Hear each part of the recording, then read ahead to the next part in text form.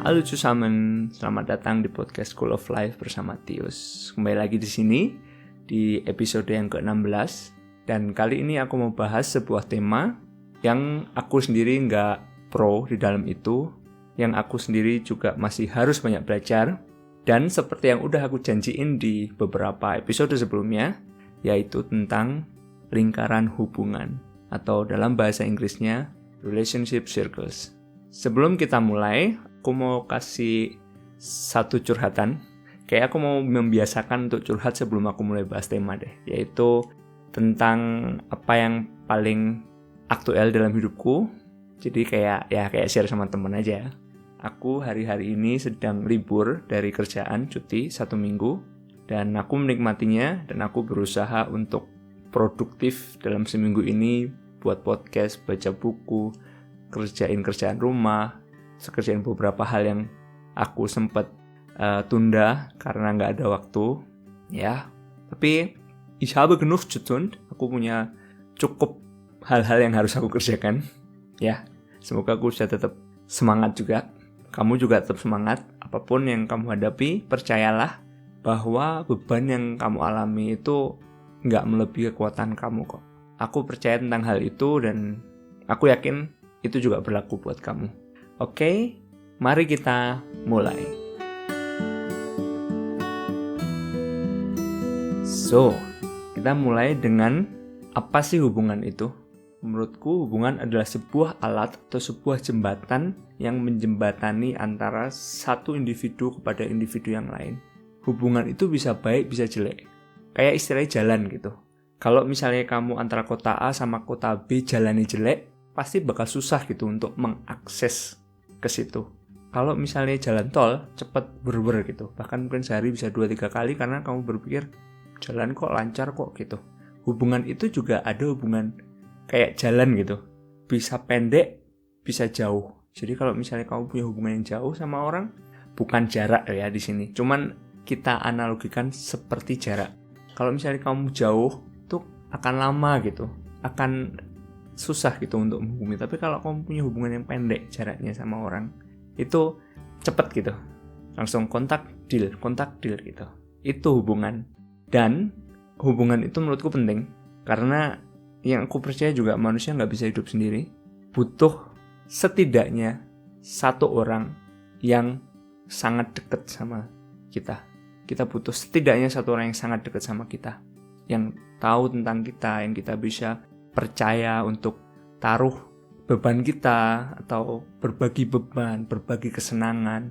Itu menurutku sangat penting. Nanti aku mau share gimana aku pribadi mengalami perubahan-perubahan mindset di dalam mengerti sebuah hubungan. Nanti aku kasih tahu gimana masa kecilku, nggak harus komplit mungkin, nggak harus dari usia 0 tahun yang aku bisa juga nggak ngerti, udah lupa. Tapi aku mau share sama kalian, dan aku juga mau sampaikan sama kalian gimana cara memanage hubungan, menaruh hubungan di circle of relationship ini atau relationship circles.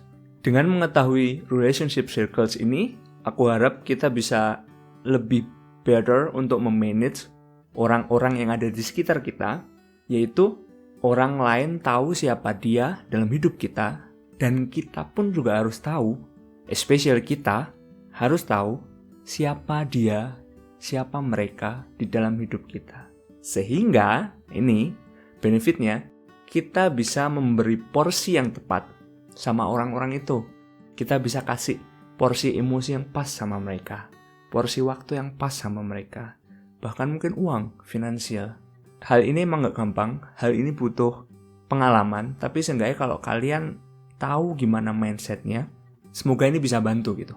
Dan aku berpikir sebenarnya prinsip relationship circles ini mirip sama menentukan prioritas gitu. Kalau kalian sudah dengar episode prioritas, menentukan prioritas atau prioritas hidup, itu mirip sebenarnya. Cuman kalau prioritas hidup tuh lebih kepada mau kemana, apa yang harus aku lakuin. Kalau relationship circles ini lebih kepada orang-orangnya gitu. Berarti ada juga orang yang lebih prioritas dan orang yang lebih sedikit prioritasnya. Kita mau belajar. Kali ini aku mau ambil sebuah tema yang aku temukan di internet. To be honest, ini aku nggak kumpulin semua sendiri. Cuman aku juga nggak ambil semuanya mentah-mentah. Ini yang aku sampaikan sekarang adalah hal yang udah aku proses, yang udah aku coba. Seperti yang aku janjiin kan, aku bakal buat eksperimen, bukan eksperimen sih. Aku juga mencoba melakukan ini dalam hidupku dan aku mau share sama kalian. Oke, kita mulai aja. Menurut website agilelyandlife.com, aku nggak tahu cara dibacanya gimana, tapi aku bakal taruh di show notes, kalian bisa lihat sendiri. Ada 4 lingkaran hubungan. Yang pertama adalah lingkaran intimacy, lingkaran keintiman. Jadi kalian bayangkan lingkaran-lingkaran ini adalah kayak kamu punya lingkaran, buat lingkaran, terus buat lagi lingkaran lebih besar di luarnya, buat lagi lebih besar lingkarnya, buat lagi lebih besar lagi lingkarannya di luarnya. Itu kayak, kalian tahu gak sih kayak mandret itu? Jadi kayak papan sasaran. Jadi kalian bunder lebih besar gitu. Begitu juga dengan lingkaran hubungan ini. Lingkaran intimacy adalah lingkaran di mana kita seharusnya taruh orang yang paling dekat sama kita. Di lingkaran itu adalah seseorang yang kita nggak bisa hidup tanpa dia. Orang itu tahu hal-hal privacy kita. Biasanya tinggal satu rumah sama kita. Kamu bisa ngomong sama dia almost everything. Dan biasanya dia juga bisa ngerti kamu dengan sangat gitu. Later, idealnya itu cuma satu orang, yaitu istri kamu atau suami kamu nantinya. Kalau kamu belum ada pasangan, dalam arti belum ada suami atau istri, kamu bisa mungkin orang tua sebagai orang yang paling kamu percaya, orang yang bisa kamu share, orang yang bisa kamu ceritain masalahmu, dan dia juga bisa kasih masukan. Tapi harus ada hubungan yang intim gitu. Kamu harus percaya sama mereka, dan kalian harus saling percaya. Kalau nggak bisa. Atau mungkin sahabat, kamu punya sahabat atau saudara yang paling kamu percaya. Tapi nanti kalau kamu sudah menikah, harus ada perubahan tuh, harus ada geser-geseran tuh. Karena menurutku di lingkaran keintiman ini, kalau sudah menikah, paling ideal suami atau istri, dan orang tua itu akan geser gitu ke lingkaran kedua. Anak juga harus geser ke lingkaran kedua. Jangan sampai salah, karena itu bisa jadi masalah di mataku. Mungkin kamu nggak setuju, nggak apa-apa. Ini menurut pendapatku aja. Kita memang belum punya anak dari sisiku pribadi sama istri. Cuman kita udah punya mindset, dan aku seneng dia juga setuju dengan mindsetku ini, bahwa anak itu ada di lingkaran kedua, bukan lingkaran intimasi. Karena anak itu suatu saat dia akan meninggalkan kita gitu. Bukan berarti nggak ada hubungan, cuman dia pun juga akan ada seseorang di lingkaran intimasinya dia. Ini akan jadi masalah kalau kita punya mindset yang salah. Jadi kadang ada anak yang nuntut lebih. Mama mau, papa mau ini, mau itu, aku mau juga tidur sama kalian. Gimana? Well, aku belum punya anak, tapi aku udah nyiapin nih. Nggak bisa. Mulai umur sekian, 1 tahun, 1,5 tahun, tuh harus belajar tidur sendiri. Bahkan dari kecil, nggak harus tidur bareng-bareng. Jadi harus dibiasain tidur sendiri. Karena dia ada lingkaran kedua. Dia bukan lingkaran intim aku. Menurut aku kayak gitu. Tapi nggak tahu, nanti kalau udah punya anak. Ya, seperti yang aku bilang, hubungan ini bukanlah porsiku yang terbaik buat ngomong, tapi aku mau share sama kalian. Lingkaran kedua adalah lingkaran friendship.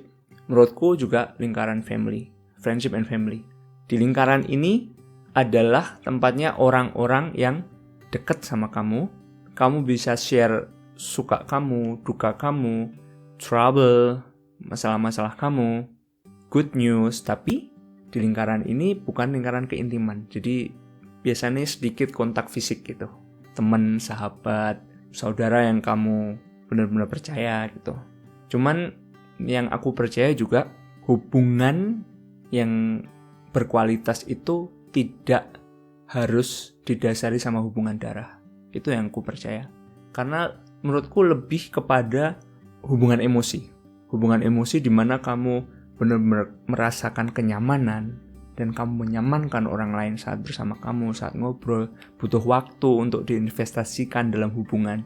Dan itu nggak gampang, dan emang nggak bisa semua orang mendapatkan emosi kamu gitu. Hati-hati ya.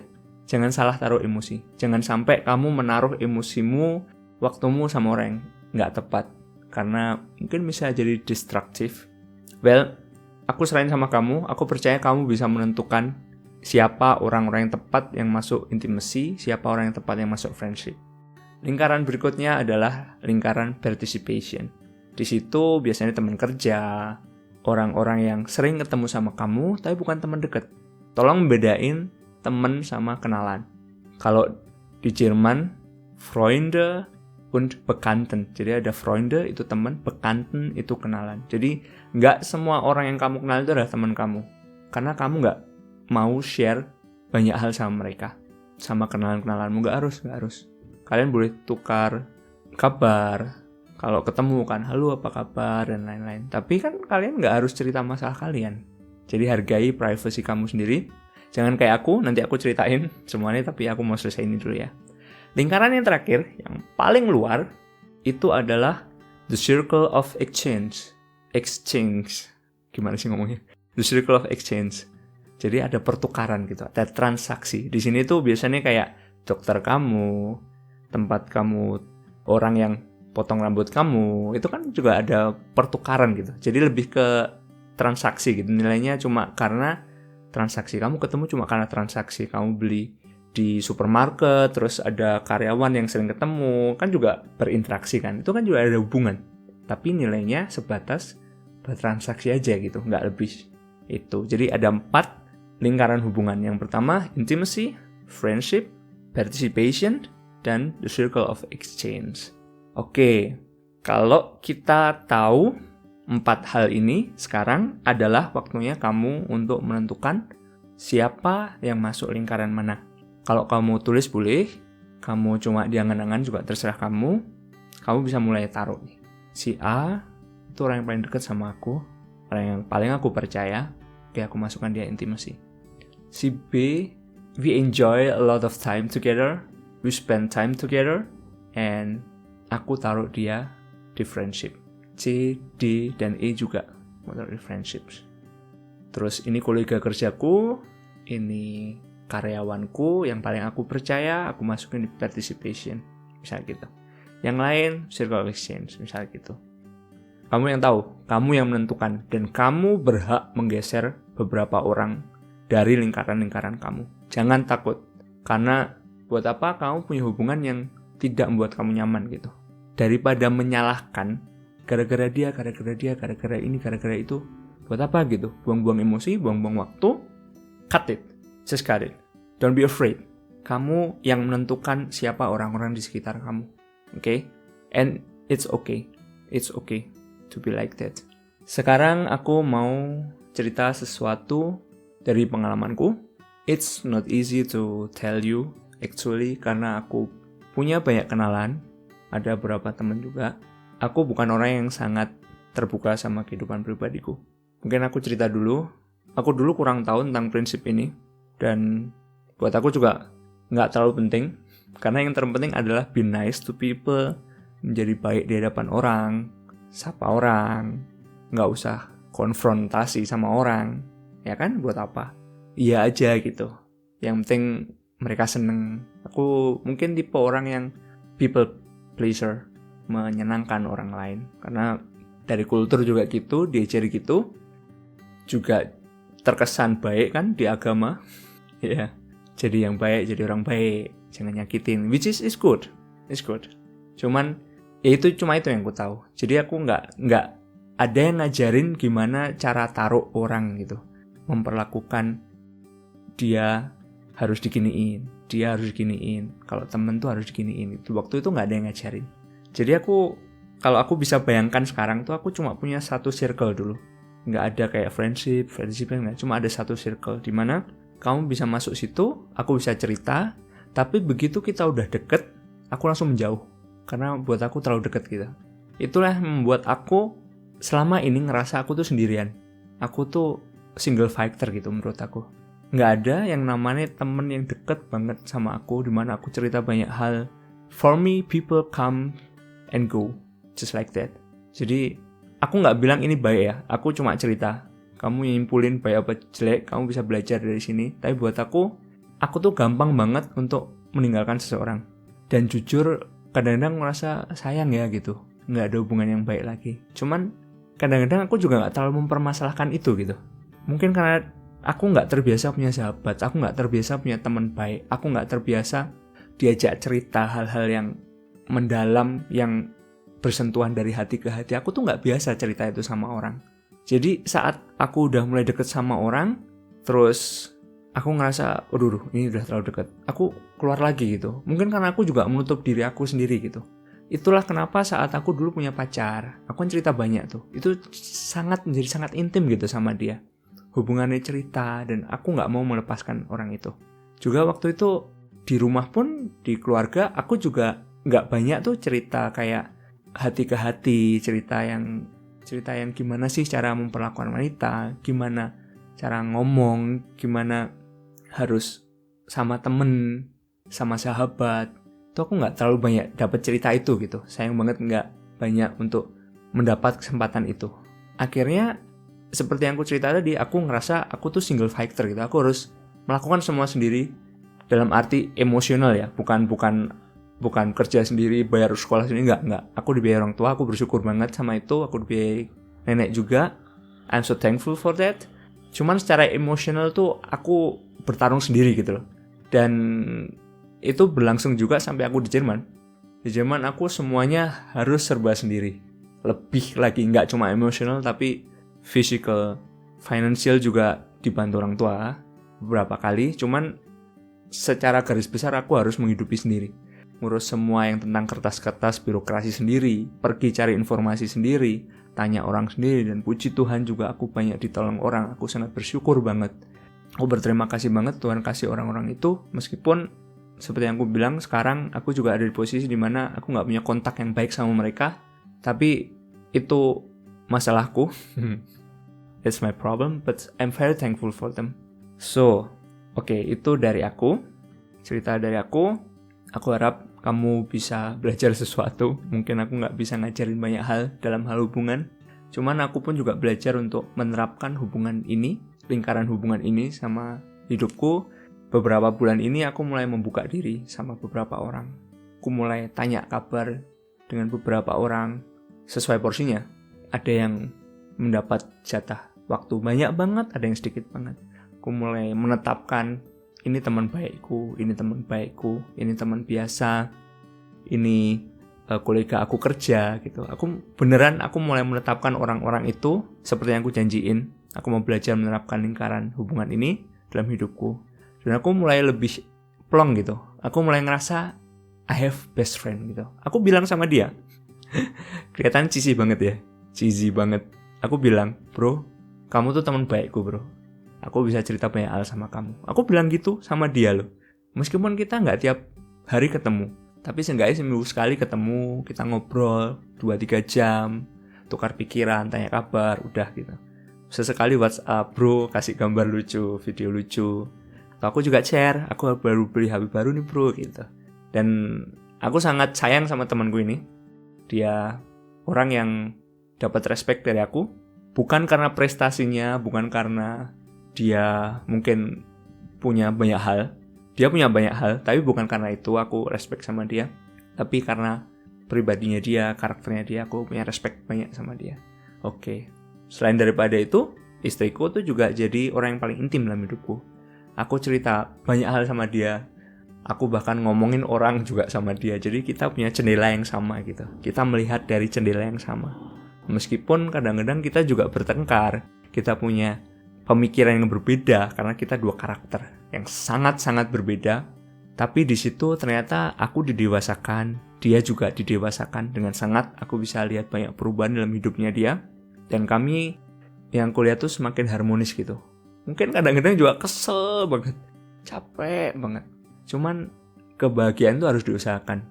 Oh ya, satu hal nih, kita ngomongin bahagia. Kalau kamu cari pasangan, kamu cari suami atau istri, pastikan kamu itu bahagia dulu. Jangan kamu menikah untuk bahagia. It's so wrong. Kamu gak akan dapat. Kalau kamu mengharapkan menikah itu membuat kamu bahagia, salah. Kamu harus bahagia dulu. Pasanganmu harus bahagia dulu menjadi single. Itu yang membuat pernikahan kalian bahagia. Karena dalam pernikahan itu banyak banget hal yang harus dikerjakan barengan, harus gandengan tangan, benar-benar gandengan tangan untuk menyelesaikan masalah-masalah yang ada. Dan itu tantangan tersendiri.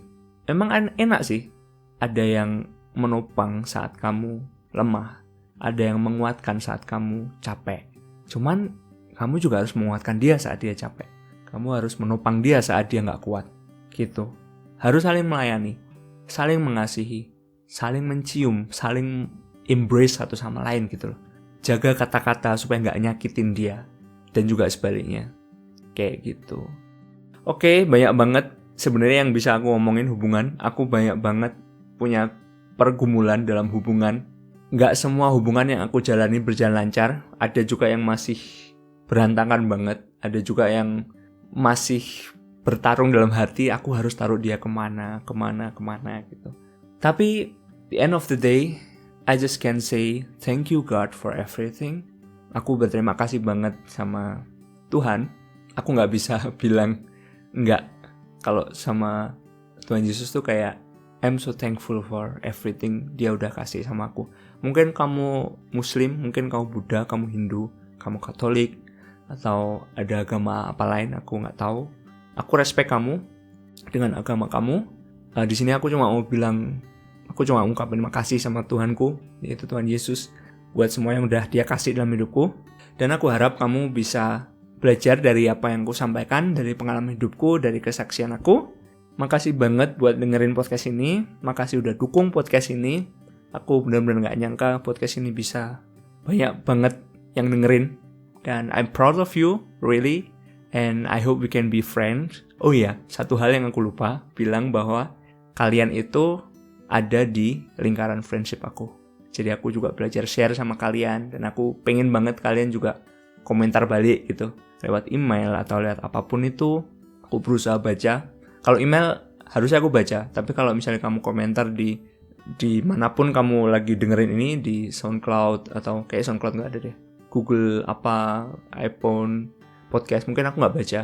Tapi kalau email aku pasti baca. Karena ada di handy aku, di handphone aku, di laptop aku juga ada. Kalian kirim aja komentar, cerita. Aku pasti bakal seneng banget terima email dari kalian. Sebelum aku akhiri podcast ini, aku mau bacain satu quotes yang berusaha aku buat bersamaan dengan tema ini, yaitu relationship is relating yourself to those who important for you. Okay, thank you for listening and don't forget that you are very blessed. Sampai ketemu di episode berikutnya. Bye-bye.